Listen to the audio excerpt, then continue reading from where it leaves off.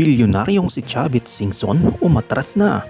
Sa edad na 83, inanunsyo ng dating gobernador ng Ilocos Sur na si Chavit Singson ang kanyang desisyon na umatras sa pagtakbo bilang senador para sa darating na 2025 national at local elections. Sa isang talumpati noong linggo ng gabi, sa harap ng kanyang mga taga-suporta, sinabi ni Singson na ang kanyang kalusugan ang pangunahing dahilan ng pag-atras sa kanyang kandidatura. Sinabi ni Singson, matapos ang mahabang pag-iisip, ang desisyon ko po hindi na po ako tutuloy sa aking kandidatura sa Senado. Paliwanag niya, hindi biro ang mabigat na hamon ng pangangampanya at ang trabahong kaakibat ng pagiging senador.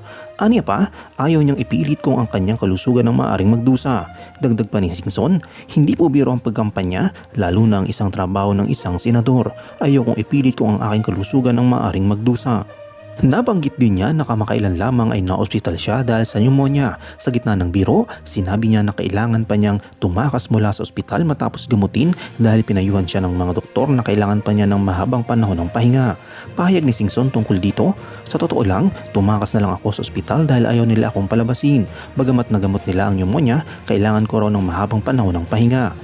Matatandaan na noong October 7, formal na naghain si Singson ang kanyang Certificate of Candidacy para sa pagkasenador. Siya ay nakalista bilang pang-78 sa opisyal na balota na inilabas ng Commission on Elections noong January 5. Sa kabila ng kanyang desisyon, malaki pa rin ang suporta ng kanyang mga taga-suporta na patuloy na nagpapahayag ng pasasalamat sa kanyang naging serbisyo sa bayan. Si Luis Chavit Singson ay isang kilalang negosyante at retiradong politiko sa Pilipinas na naglingkod bilang gobernador ng Ilocos Sur sa iba't ibang termino mula 1972 hanggang 2013. Ipinanganak noong June 21, 1941 sa Vigan, Ilocos Sur.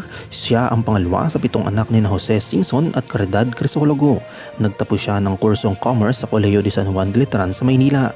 Sa kanyang mahabang karera sa politika, nagsilbi rin siyang bilang alkalde ng Narvacan, Ilocos Sur mula 2019 hanggang 2022 at naging Deputy National Security Advisor ng Pilipinas noong 2008. Siya ay naging kasapi ng iba't ibang partido politikal kabilang ang Liberal Party, Nacionalista Party at Lakas CMD.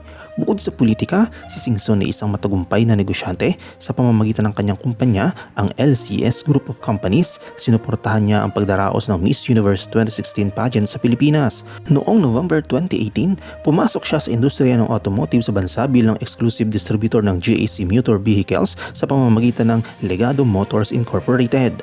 Aktibo rin siya sa larangan ng palakasan bilang presidente ng Philippine National Shooting Association mula 2018. Kilala rin siya sa kanyang suporta kay Manny Pacquiao, madalas nakasama sa mga pagsasani at laban ng boksingero. Tumutok lang sa bicigram.net para sa mga latest na mga balita.